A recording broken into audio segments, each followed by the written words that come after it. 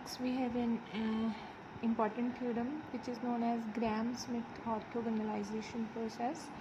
It states that every finite dimensional inner product space has an orthonormal basis. So we already know that every finite dimensional vector space has a basis. So we will consider, let me write B as beta 1, beta 2 up to beta n as basis of finite dimensional inner product space V, and we will construct a new basis which would be orthonormal basis, and this procedure is known as Gram-Schmidt orthogonalization procedure. The main idea behind this construction is that the new basis that would be formed, let me say the new basis would be, we will construct a new basis beta 1, b1, let us say this was b, which has elements alpha 1, alpha 2 up to alpha n. Recall, it will remain n since this is an n dimensional vector space, inner product space, sorry. So the main idea behind this construction is that for each alpha j's, there will be these alpha j's, they will be in linear span of these beta j's, or you can say in the linear span of set B.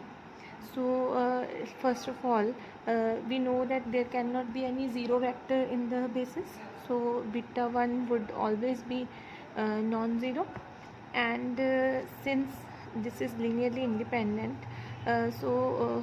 we will construct this new basis like first element would be defined as beta 1 upon norm of beta 1. Then let us see what would this inner product of alpha 1 with itself look like. It would be inner product of beta 1 upon norm of beta 1 and upon norm of beta 1. So this norm of beta 1, now see, norm is always a real number, it is a number, so from the second coordinate it will come out as same only, and there will be no fun of writing its conjugate. So beta 1 with beta 1. Now inner product of beta 1 with itself, as per definition of norm, it is beta 1 square. So we already have beta 1 square in the denominator, so we obtained that inner product of alpha 1 with itself has been equal to 1.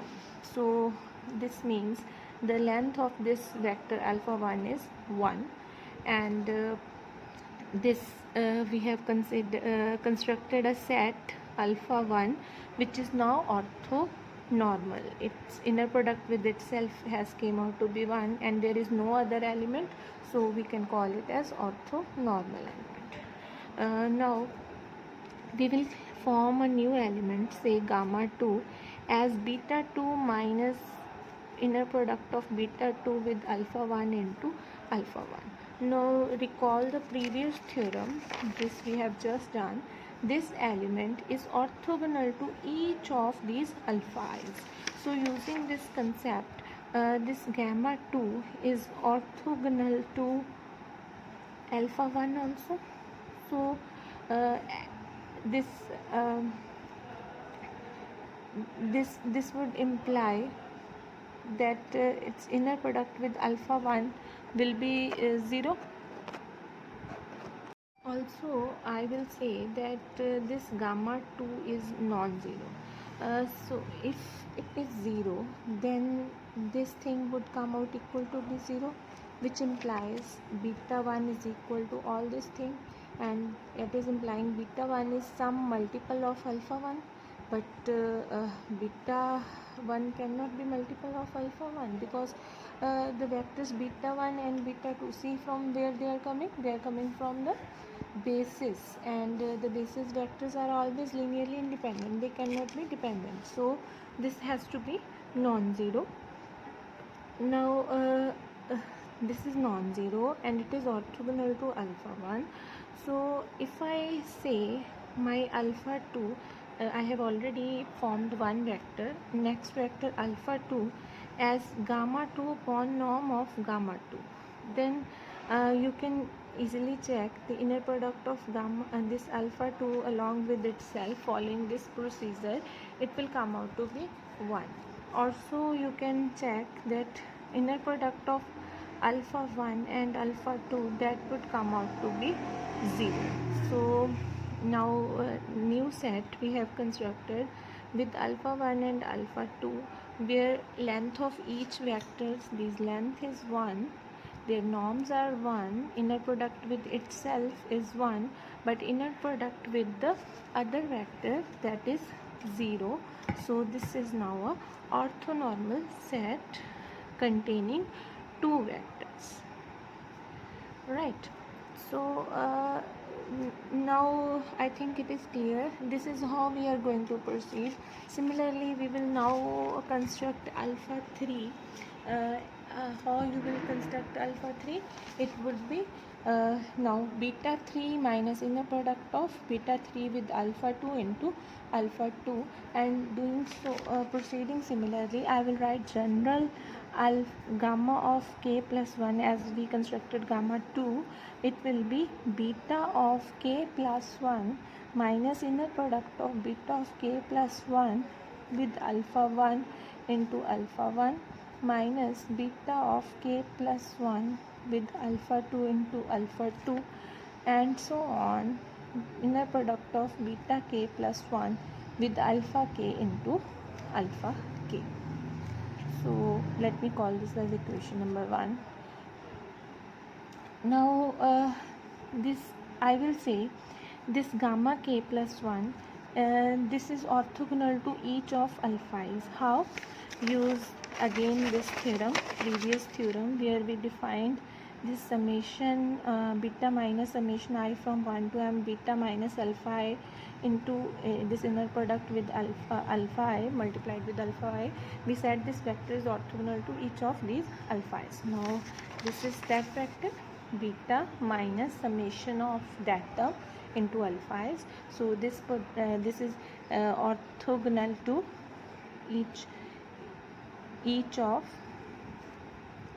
alphas. All right, up to alpha k only, not beyond that. We have written these combinations up to alpha k only.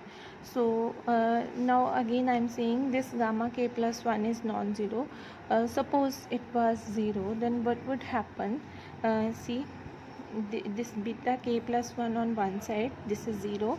So remaining terms beta k plus 1 into alpha 1, this will be plus on the other side when it will go there, so on. So what we have written this beta k plus 1 as linear combination of alphas. So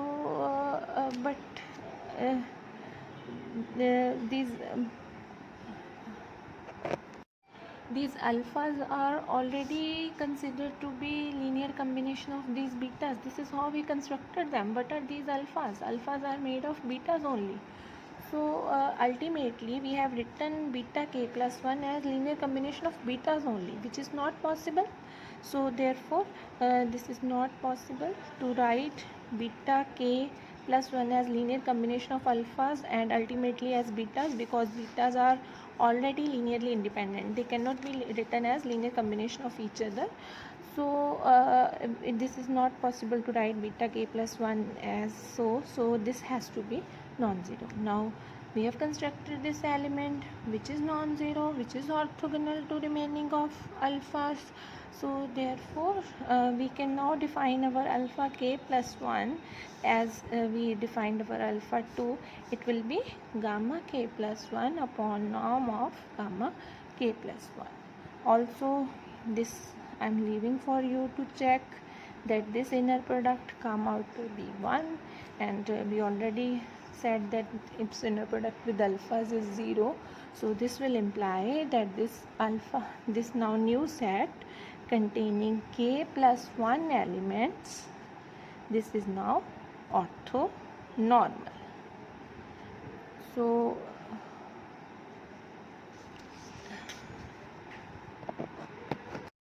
we started with one element and we assumed for k elements, and we ultimately proved that result is holding for k plus 1 element. So by mathematical induction this result will be true for all n. Therefore we can construct a basis b1 as alpha 1 alpha 2 up to alpha n, which is orthonormal basis of your inner product space V.